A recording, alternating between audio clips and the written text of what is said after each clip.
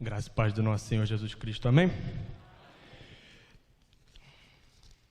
De antemão, expressar aqui minha profunda gratidão ao pastor Celso pela oportunidade me dada, pregar no culto do aniversário da minha igreja que meus pais se casaram, igreja que eles foram batizados, eu me batizei, meu irmão, igreja que eu fiz meus melhores amigos. Então, para mim é uma oportunidade de ouro, é um dia com certeza que ficará guardado na minha memória para sempre. Eu gostaria de convidar os irmãos a abrir a Bíblia na carta de Paulo aos Romanos, no capítulo 5, a partir do verso 12 até o final.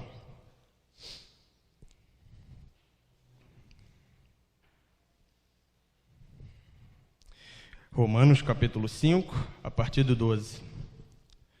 Quem já está com a Bíblia aí, diga um amém. Amém? Então tá. Portanto, como por um homem entrou o pecado no mundo, e pelo pecado a morte, assim também a morte passou a todos os homens, por isso que todos pecaram. Porque até a lei estava o pecado no mundo, mas o pecado não é imputado não havendo lei. No entanto, a morte reinou desde Adão até Moisés, até sobre aqueles que não tinham pecado à semelhança da transgressão de Adão, o qual é a figura daquele que havia de vir. Mas não é assim um dom gratuito como ofensa. Porque se pela ofensa de um morreram muitos, muito mais a graça de Deus e o dom pela graça, que é de um só homem, Jesus Cristo, abundou sobre muitos. E não foi assim um dom como ofensa, por um só que pecou. Porque o juízo veio de uma só ofensa, na verdade, para a condenação. Mas o dom gratuito veio de muitas ofensas para a justificação. Porque se pela ofensa de um só a morte reinou por esse, muito mais os que recebem a abundância da graça e o dom da justiça reinarão em vida por um só, Jesus Cristo. Pois assim como por uma só ofensa veio o juízo sobre todos os homens para a condenação, assim também por um só ato de justiça veio a graça sobre todos os homens para a justificação de vida. Porque como pela desobediência de um só homem muitos foram feitos pecadores, assim pela obediência de um muitos serão feitos justos. Veio, porém, a lei para que a ofensa abundasse, mas onde o pecado abundou, superabundou a graça, para que assim como o pecado reinou na morte, também a graça reinasse pela justiça para a vida eterna, por Jesus Cristo nosso Senhor. Amém? Senhor meu Pai, que não seja eu falando aqui, mas que seja o Senhor através de mim. Ó Pai, que o Senhor possa me usar, Pai, para ministrar a palavra a esses corações, Pai, tanto quem está aqui presente no culto, quanto quem está em casa, Pai. É isso que eu te peço. Te agradeço no nome do Senhor Jesus Cristo, nosso Senhor. Amém. Esse é um sermão expositivo. O pastor Celso, na quarta-feira, ele explicou a diferença entre um sermão temático e um sermão expositivo. O sermão expositivo ele é um pouco mais fiel ao texto. Então, a gente vai acabar quebrando versículo por versículo para entender onde eu quero chegar. Para a gente ter uma noção, uma dimensão da graça de Jesus Cristo, apesar dela ser incomensurável, nós humanos não conseguimos medir essa graça. Eu acho que é importante a gente ter uma noção da malignidade do pecado. Porque pecado, todo mundo pensa, pecado é um erro, tal, beleza. Mas quando a gente estuda a fundo o pecado, a gente vê que é muito pior do que a gente pensa. E a gente vê que a gente é muito mais miserável do que a gente pensava. E que Jesus é muito mais bondoso do que a gente pensava também. Então, eu gostaria de definir o pecado aqui, não apenas como só eu. Quando a gente pega a Bíblia nos originais, quando a gente vai estudar, a palavra mais usada para definir pecado no Novo Testamento é amártia, que significa um desvio no caminho da justiça. Mas eu vou além, por isso que o nome é amartiologia, né, quando a gente vai estudar a ciência do pecado no âmbito teológico. Eu prefiro utilizar um exemplo que eu vi num vídeo do Billy Graham, uma pregação dele falando que o pecado é como um câncer. O câncer no sentido biológico da coisa, como que ele é? Tem a célula cancerígena, ele está num órgão.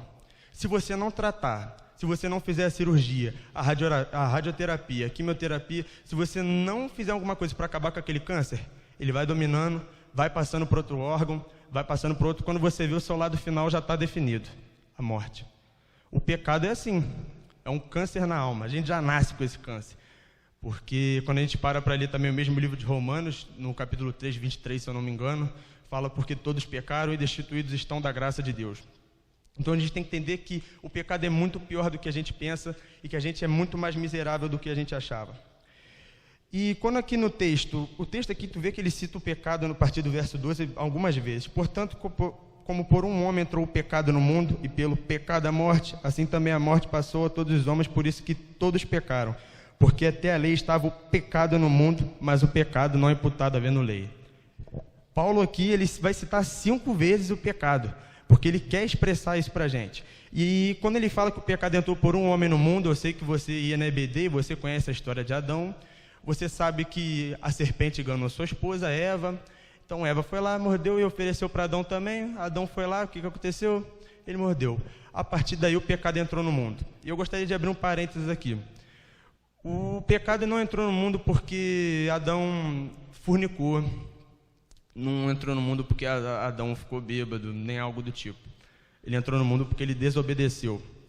A gente percebe a partir desse momento a importância da obediência. Como se alastrou esse erro de Adão, como se alastrou por causa de uma desobediência.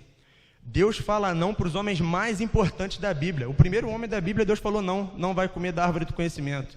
Moisés, o homem mais influente do Antigo Testamento, não vai entrar na terra.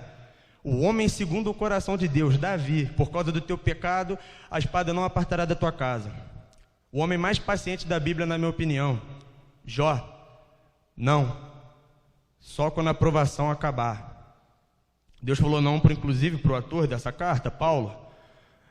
Não vai sair o Espírito, mas a minha graça te basta e o meu poder melhora na fraqueza. Ele vai se expressar melhor na fraqueza, se eu não me engano, isso é 2 Coríntios 9, 12, versículo 9, eu não me lembro, que eu lembrei dele agora. Então fica muito claro que a gente herdou o pecado de Adão. A partir do verso 13 aqui ao 14, vai falar o seguinte: porque até a lei estava o pecado no mundo, mas o pecado não é imputado não havendo lei. No entanto, a morte reinou desde Adão até Moisés, até sobre aqueles que não tinham pecado à semelhança da transgressão de Adão, o qual é a figura daquele que havia de vir. Eu vou explicar primeiro aqui por que até Moisés, e depois eu vou chegar na parte em que não há pecado não havendo lei. Não é mais ou menos por aí, não há transgressão não havendo lei. É até Moisés porque a primeira lei que existiu foi a lei mosaica, transcrita em pedra. Se a gente fosse resumir, seriam os 10 mandamentos, né? Teve série, filme, novela, eu ainda não assisti. E por que muita gente, assim, isso aqui é uma pedra no sapato de muitos estudiosos do Novo Testamento, porque fica aquela dúvida assim, se até Moisés a morte reinou, então significa que todos morreram? Não. O pecado não é imputado não havendo lei. E no capítulo 4, no verso 15, se eu não me engano, ele vai falar que a lei opera a ira. Vamos ver aqui. Porque a lei opera a ira, porque onde não há lei, também não há transgressão. E sociologicamente falando, desde o primeiro século sempre houve ordem, sempre houve leis nas civilizações. Então, as pessoas eram salvas pelo mesmo critério, fé e graça. E o havia de vir, por que o Adão é a figura do havia de vir? Porque o pecado ele não se explica, o pecado ele se paga. E o pecado não foi inventado por Deus, Deus não inventou o mal. O mal não estava no plano original. O mal surgiu a partir do momento da desobediência. Deus é perfeito, Deus é bondoso. É impossível Deus inventar o mal. E o havia de vir é quem? É Jesus. Porque como Adão errou lá atrás, teve que vir um novo Adão, um segundo Adão, que nos lavou e nos remiu dos nossos pecados. E é Jesus Cristo. E como eu citei, o pecado não se explica, o pecado se paga, e isso tem que ficar muito claro, até para a gente compreender lá na frente o que é a graça, para a gente ter uma dimensão. Quando a gente vai ler dos versos 15 até o 18, vamos ler aqui de novo. Mas não é assim o dom gratuito como ofensa. Porque se pela ofensa de um morreram muitos, muito mais a graça de Deus, o dom pela graça, que é de um só homem, Jesus Cristo, abundou sobre muitos. E não foi assim o dom como ofensa, por um só que pecou. Porque o juízo veio de uma só ofensa, na verdade para a condenação. Mas o dom gratuito veio de muitas ofensas para a justificação. Porque se pela ofensa de um só a morte reinou por esse, muito mais os que recebem a abundância da graça e o dom da justiça reinarão em vida por um só, Jesus Cristo.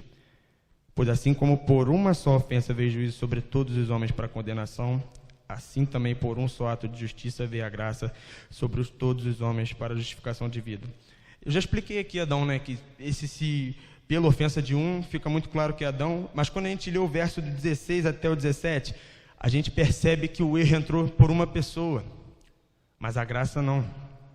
A graça veio por uma pessoa, mas a graça, Jesus nos perdoa por muitos pecados, não é por um pecado, não é por uma ofensa, é por umas ofensas, é por algumas, não, é por muitas ofensas.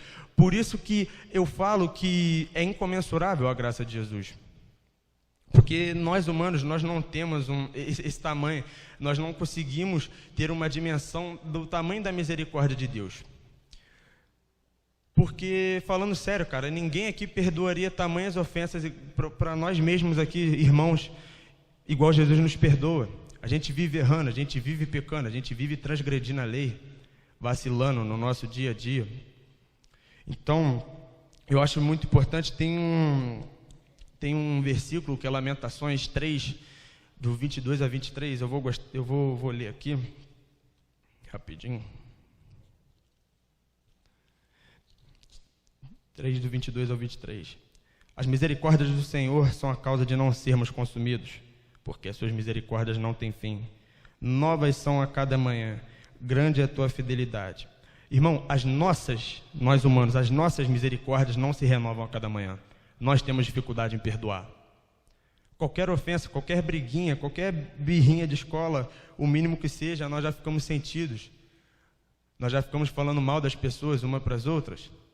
Não só na escola, mas em qualquer ambiente que a gente participar, uma academia, até aqui mesmo na igreja.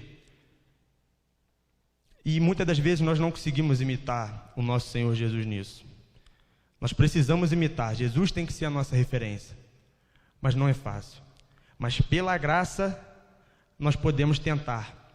Não tentar ser Jesus, mas imitá-lo, por tê-lo como referência. E é importante eu falar disso, tem um livro que minha mãe leu, O que nos seus passos, o que faria Jesus? E eu não li, mas é uma pergunta que sempre fica na minha cabeça. Quando eu vou fazer alguma coisa, ou quando eu percebo que eu fiz algo que Jesus não faria, eu penso, e nos meus passos, o que faria Jesus? Eu te convido a se perguntar também no dia a dia, nessa semana, quando você estiver no seu trabalho, na sua escola, você observar o que você está fazendo, os comentários, os tipos de conversas, e olhar e vai falar, e nos meus passos? Jesus falaria isso aqui? Jesus faria isso aqui? Então é importante a gente ter essa dimensão de que somos pecadores e de que as misericórdias do Senhor se renovam a cada manhã, apesar de nós não merecermos, porque o que a gente merecia era o inferno, porque nós somos pecadores natos, nascemos com isso, nós temos a natureza pecaminosa, mas Jesus Cristo, em seu infinito amor, morreu numa cruz para nos salvar. E eu creio que ninguém aqui daria o próprio filho para salvar uma pessoa que vacilou contigo, que errou contigo. Não existe. Não existe.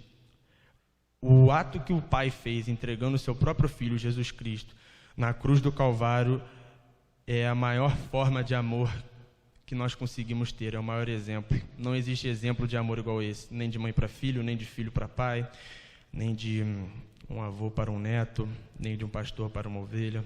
É impossível nós imitarmos esse feito. O amor de Jesus Cristo é incomensurável. E o ato de justiça, como eu já falei, que cita aqui, é a cruz. E é para lá que nós devemos olhar. Porque se nós não olharmos para a cruz, a gente vai viver pecando constantemente, sem se ligar que estamos pecando. Porque a partir da cruz, eu não sei se você já assistiu um teatro, que há uma encenação da crucificação de Jesus Cristo. É muito emocionante, porque a gente lê, a gente ouve, a gente vê na Bíblia que Jesus foi crucificado e tudo, mas quando nós conseguimos ter uma impressão assim num teatro visual, que eu acho muito legal também, já fizemos aqui na igreja algumas vezes, nós temos um pouco mais da dimensão do que Jesus Cristo passou por nós. E tem um clipe de uma música que eu sempre vejo, que é Como Agradecer a Ti, do Thales Roberto, que há a encenação de Jesus Cristo sendo crucificado. Eu procuro ver esse clipe pelo menos uma vez por dia, e ler a passagem também uma vez por dia também, porque isso me dá um gás. Isso me motiva a ir para a escola e mostrar que eu sou diferente. Isso me motiva a ir para a casa da minha namorada, exemplo, e mostrar que eu sou diferente. Você me entende? Nós não somos iguais. Nós precisamos exalar o perfume de Cristo. Nós precisamos ser sal e luz nesse mundo. Porque se nós não dermos o exemplo, as pessoas ao nosso redor também, a gente vai se misturar e a gente não vai ser igual. O ambiente que eu mais vejo isso é a escola. Eu sou amigo da maioria do pessoal ali da minha escola e tudo, mas tem um momento que eu paro para perceber, quando vai entrando nas conversas e tudo, que eu tenho que mudar, eu não posso entrar naquela conversa. Ou se entrar, eu tenho que entrar como se fosse Jesus entrando, fazendo a diferença, mostrando que às vezes não é certo, mostrando que às vezes aquilo não é o ideal a se fazer. Então, nós temos que olhar para a cruz. Isaías 53 vai falar exatamente isso, que ele não tinha qualquer beleza ou majestade para nos atrair, nada havia em sua aparência para que o desejássemos. O mais rejeitado dentre os homens, mesmo assim carregou nossas dores. O seu castigo nos traz paz, e a esperança não se esvai. A oferta pela culpa ele ofereceu. Para satisfazer o Criador ele morreu, para que a sua luz em nós pudesse brilhar. Então, irmãos, eu vou ler Isaías 53 aqui, que eu gosto sempre de enfatizar o sofrimento de Jesus. Eu gosto, quando eu vou estudar a Bíblia, eu gosto que eu percebo como as promessas são cumpridas. O livro de Isaías foi escrito entre 701 e 740 a.C. O profeta, ele falou aqui exatamente o que ia acontecer, muito detalhadamente, muito certo do que ia acontecer. Então a gente percebe que Jesus Cristo é sim o Messias. E não tem como ter sombra de dúvida. Se a gente parar para analisar esses livros, se a gente for ler outros livros, Ezequiel, Jeremias e tudo, a gente vai perceber, irmão, a hermenêutica do Velho Testamento é Jesus, cara. A Bíblia é Jesus. É antes e depois, mas tudo tem a ver com ele. Vamos ler aqui, Isaías 53, a partir do verso 4. Verdadeiramente ele tomou sobre si as nossas enfermidades e as nossas dores, levou sobre si. E nós o reputávamos por aflito, ferido de Deus e oprimido. Mas ele foi ferido por causa das nossas transgressões e moído por causa das nossas iniquidades. O castigo que nos traz a paz estava sobre ele, pelas suas pisaduras fomos sarados. Todos nós andávamos desgarrados como ovelhas, cada um se desviava pelo seu caminho, mas o Senhor fez cair sobre ele a iniquidade de nós todos. Ele foi oprimido e afligido, mas não abriu a sua boca. Como um cordeiro foi levado ao matadouro, e como ovelha muda perante seus tosqueadores, assim ele não abriu a boca. Esse é um texto que me choca bastante, porque eu vejo como a profecia se cumpriu exatamente. Eu adoro ver profecia bíblica no Antigo Testamento se cumprindo no Novo. Eu acho muito legal. E mais do que isso, a gente percebe novamente o tamanho do amor de Jesus. O Pai jogou sobre ele a nossa iniquidade, as nossas transgressões. Quem nunca pecou sabendo que estava pecando? Todos nós. E muitas das vezes não sentíamos nenhuma dor no coração nem nada. E esse momento que eu pego a frase que Paulo fala e uso para mim: ó miserável homem que sou, ó miserável homem que somos. Nós precisamos perceber a nossa miserabilidade. Nós somos miseráveis, nós não valemos um pingo. E mesmo assim o nosso Deus, o mesmo Criador dos céus e da terra, nos amou e enviou seu Filho unigênito para todo aquele que nele crê não pereça, mas tenha a vida eterna. Isso é lindo, irmão. Isso é lindo. Quando a gente vai falar sobre graça, se a gente precisasse definir graça, no âmbito assim teológico, a gente falaria que é o dom sobrenatural, que é o meio de salvação. Mas quando nós falamos no cristianismo por si próprio, sem ser um âmbito mais estudioso e tudo, é uma coisa muito maior. Vai muito mais além. Me faltam palavras para definir graça. Irmão, nós somos responsáveis por tudo que nós fazemos. A graça já nos foi dada, mas o que nós fazemos com essa graça é responsabilidade nossa. Essa noite eu te convido a usar dessa graça para sair da tenda do pecado e ir para a tenda da graça construída por Jesus Cristo. Que nós possamos mudar as nossas rotinas e nós possamos mudar as nossas atitudes e ser sal e luz e exalar o perfume de Cristo por onde nós formos.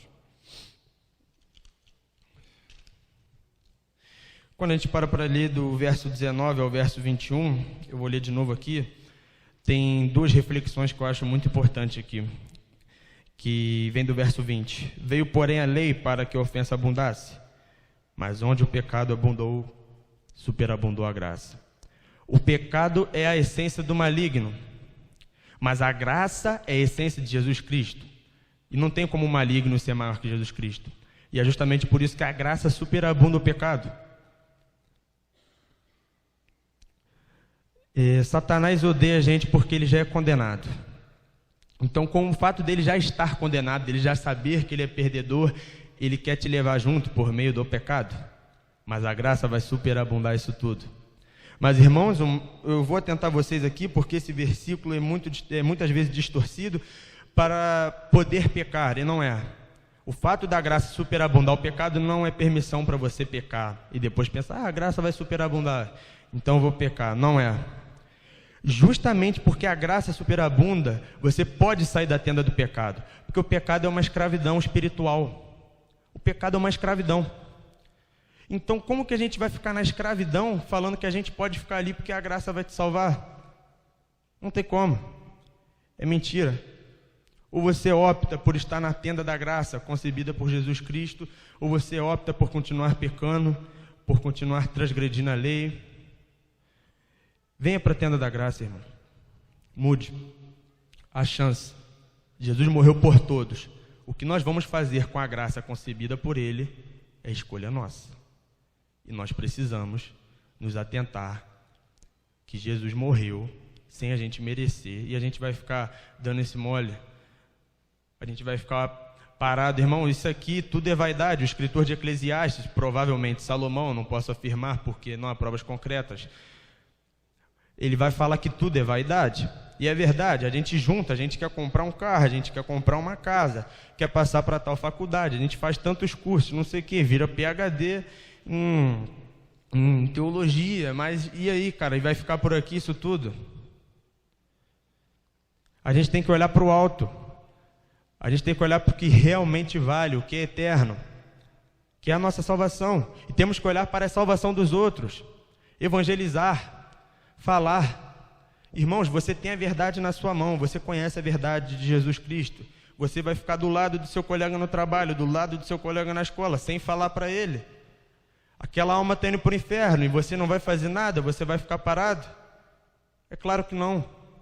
Nós precisamos fazer o ID. Quem mandou fazer o ID não fui eu, foi Jesus. Vamos nos atentar, vamos voltar para a tenda da graça.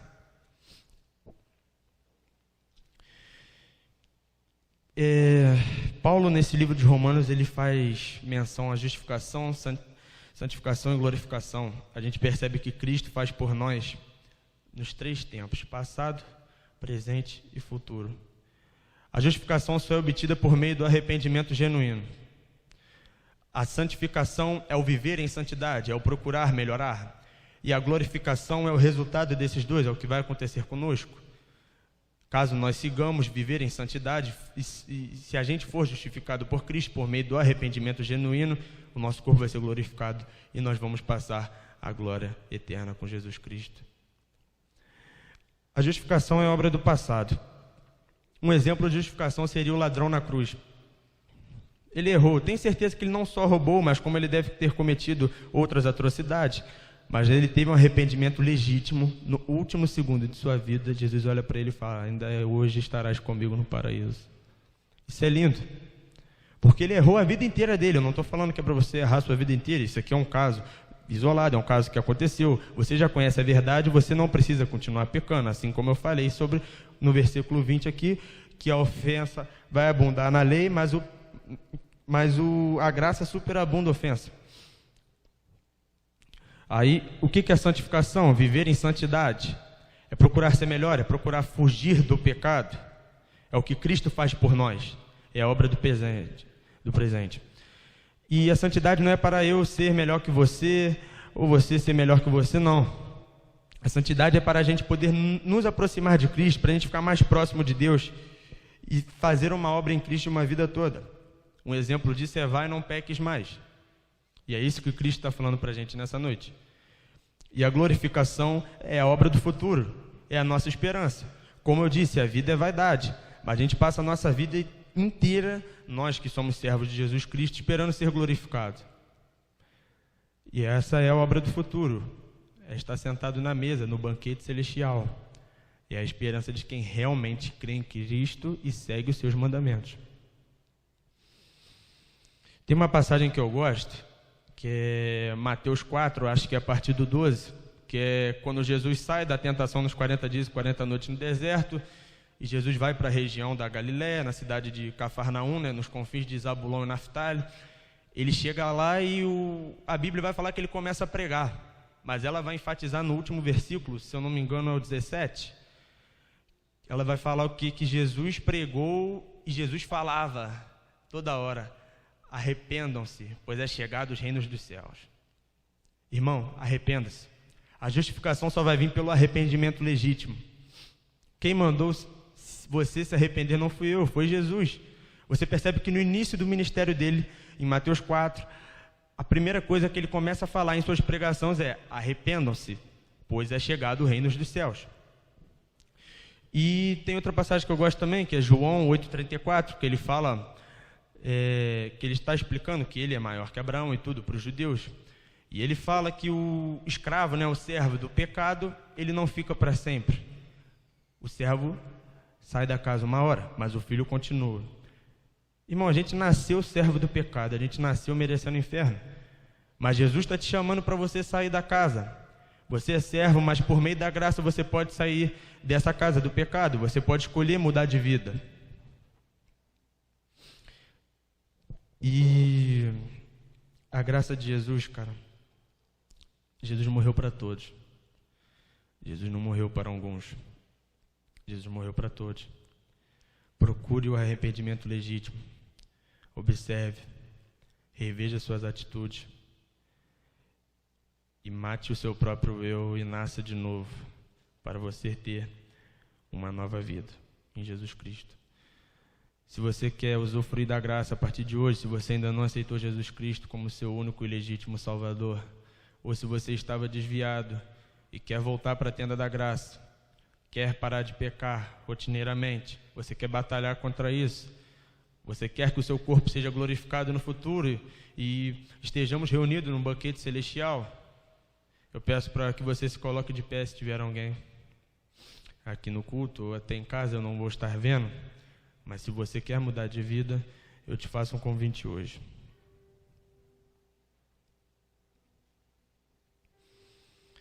Pai amado, Pai querido, eu te agradeço, Pai, pelo teu sacrifício na cruz, Pai, que mesmo que eu não mereça, que mesmo que nós não mereçamos, Pai, o Senhor se sacrificou por amor, Pai, de nossas vidas, Pai. Nós estávamos condenados ao inferno, à condenação eterna, porque nós somos miseráveis, mas a tua graça nos basta, Pai. A tua graça vai suprir as nossas necessidades e as nossas fraquezas, Senhor. E que, Pai, apesar de não ser fácil, Pai, nós vivemos numa vida debaixo da graça, Pai, lutar contra o pecado. O Senhor não nos falou, Pai, que iria ser fácil, mas o Senhor falou que estaria conosco até a consumação dos séculos, Pai. Senhor Deus, eu coloco cada vida aqui hoje, Pai, e que elas possam reconhecer que são dependentes de Jesus Cristo e que sem Ele elas não vão viver uma vida, Pai, uma vida digna, Pai, rumo à glorificação, Pai. Que nós possamos viver em santidade e escolher sair da tenda do pecado, Pai, porque o servo sai da casa. E que nós possamos, Pai, viver debaixo da Tua graça, Pai, porque Tua graça nos basta. Eu te peço pelo povo afegão, Pai, que esse momento passa por perigo. Eu te peço que o Senhor abra os olhos dos talibãs, Pai, que muitos conheçam Jesus mediante essa situação trágica, Pai. Que o Senhor abençoe os missionários situados lá, Senhor, os pastores, esteja com eles, Pai. E, Pai, mostre para eles, Pai, tanto islâmicos, quanto cristãos, quanto ateus, quanto judeus, que Jesus Cristo é o único caminho. Porque dele, por ele, para ele são todas as coisas. Que o Senhor abençoe a semana de cada um aqui, Pai. Que isso aqui seja apenas um gás, Pai, uma motivação a mais para continuar a semana. E que nós possamos exalar o perfume de Cristo por onde formos. É isso que eu te peço, te agradeço. no nome do nosso Senhor Jesus Cristo, que morreu pelas nossas transgressões e ao terceiro dia ressuscitou. Amém.